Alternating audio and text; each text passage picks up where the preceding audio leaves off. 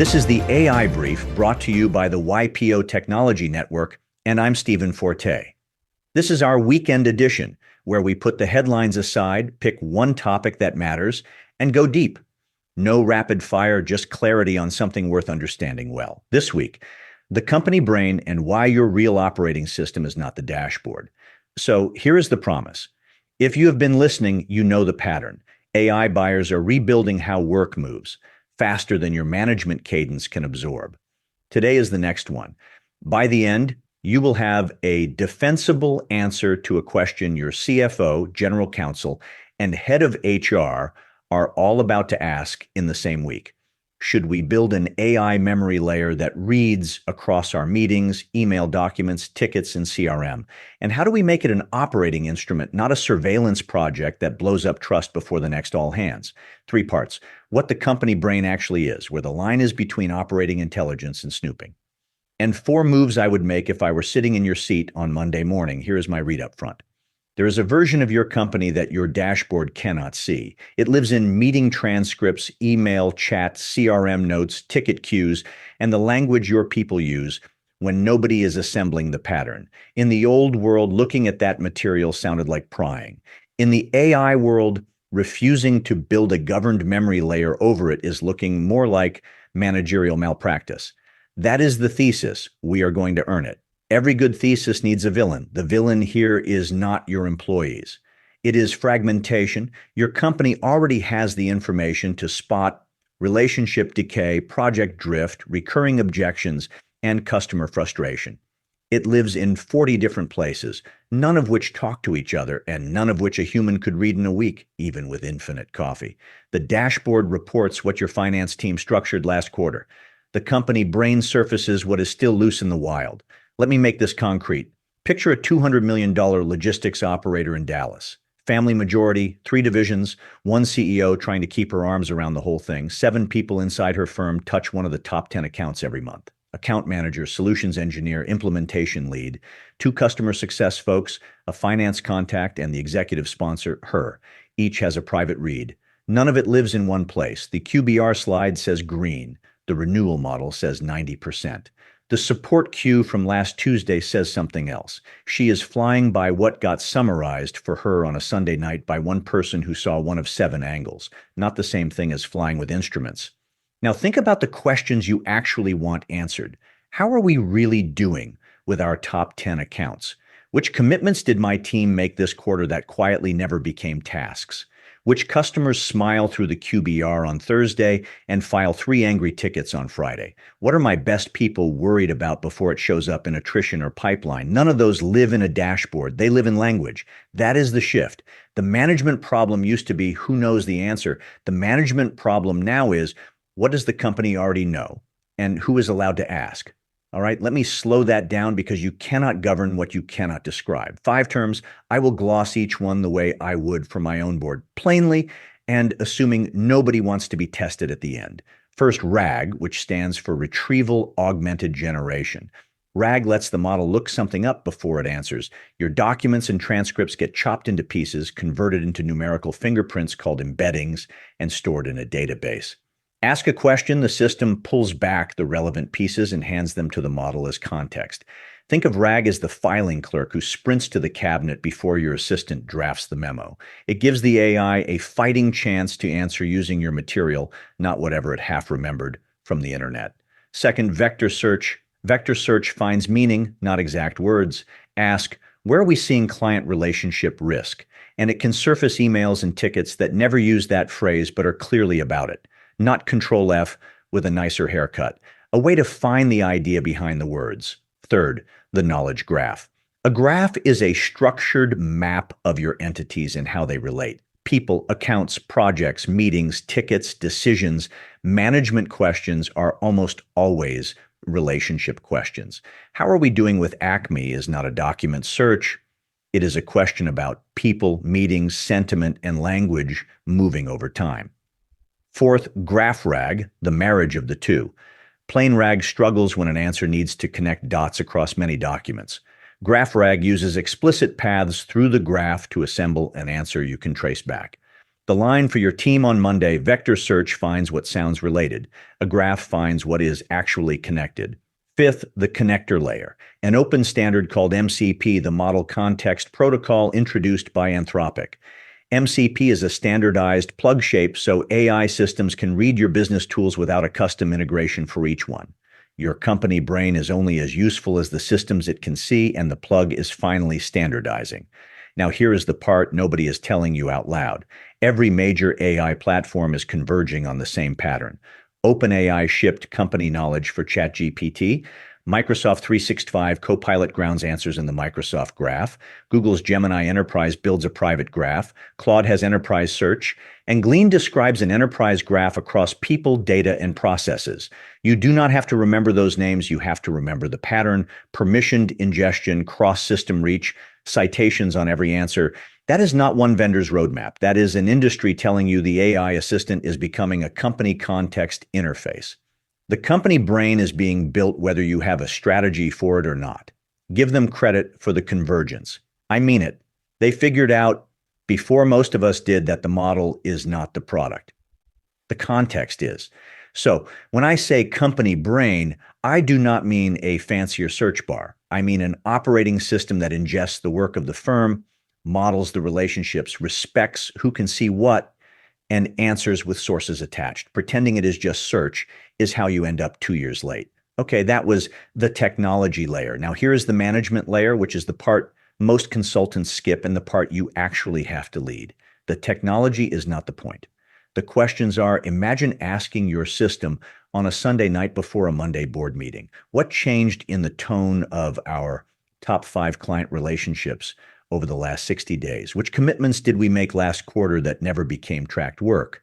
Which of my best people are starting to sound disengaged in writing? You can ask all of those today. The answers will not be perfect, but the difference between I have a system that can reason across my operating record with citations and I am waiting for someone to put together a status email is structural. A dashboard tells you the fever. A company brain helps you find the infection. Now, this is where the conversation gets uncomfortable, and it should. The same capability that lets you see 7 touch points around one client can become something genuinely ugly if you build it without rules. Let me draw the line, because this is the part that matters most. The defensible posture is not we ingest everything because the company owns the device. That is the posture of a company about to make the front page for the wrong reason.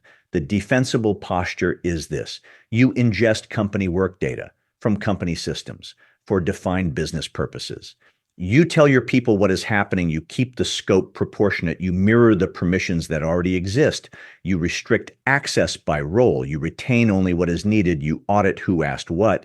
Yes, that is a lot of you. That is the job. And that is not a wish list. It is the language regulators are already speaking. The ICO, the UK privacy regulator most European employers benchmark against, says employee monitoring must be justified, lawful, proportionate, disclosed, limited to those who need it, and deleted when no longer needed. The FTC says there is no AI exemption from confidentiality commitments.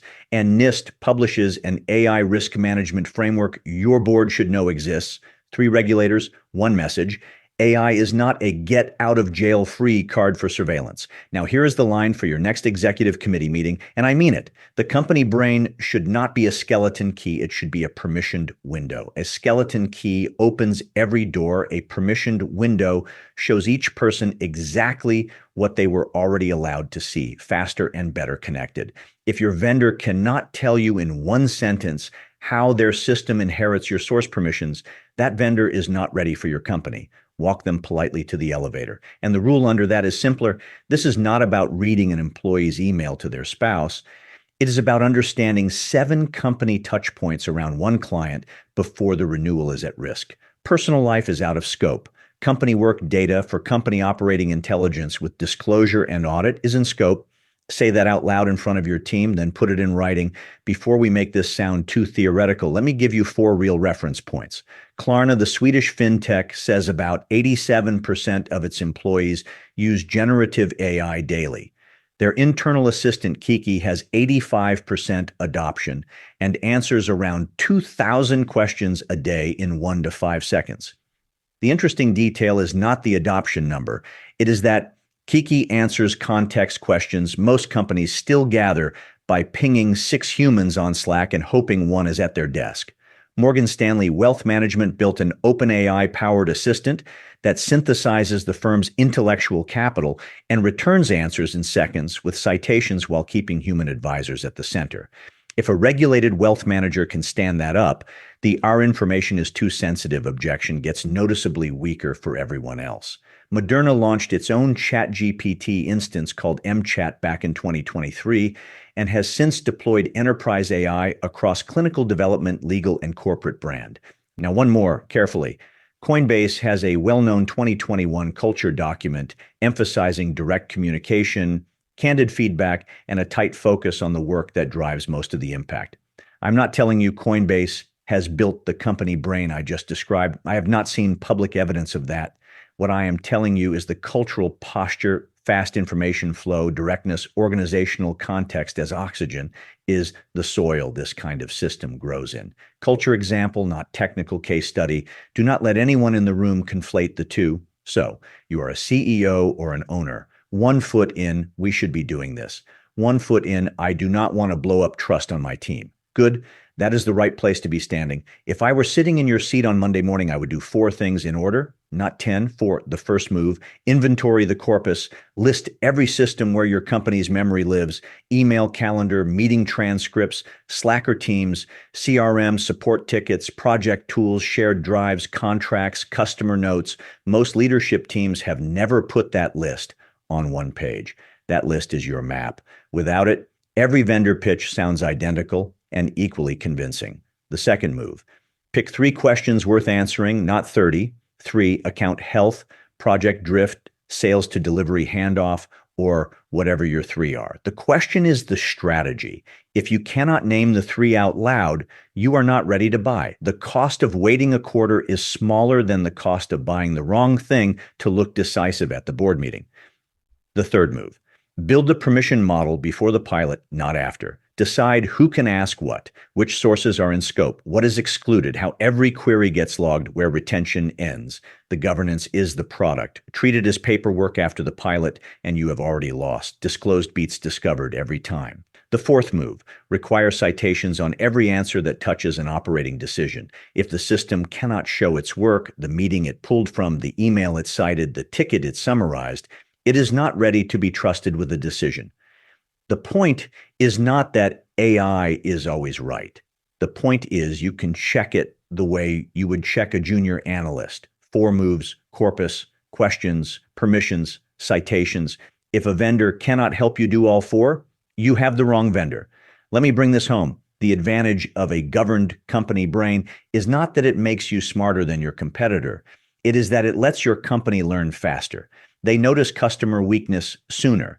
They notice execution drag sooner. They onboard new leaders faster because institutional memory is queryable instead of locked inside 3 people who could leave the same week. They spot the pattern across 7 touch points before you have scheduled the meeting where someone summarizes it from memory. Your data is not clean. Your governance is not finished. None of that matters for the strategic question, which is whether you are on the right side of this curve. 5 years from now, the companies that did this responsibly will run on a different tempo.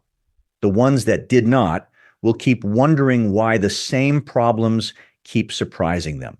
Leave with 2 sentences this week.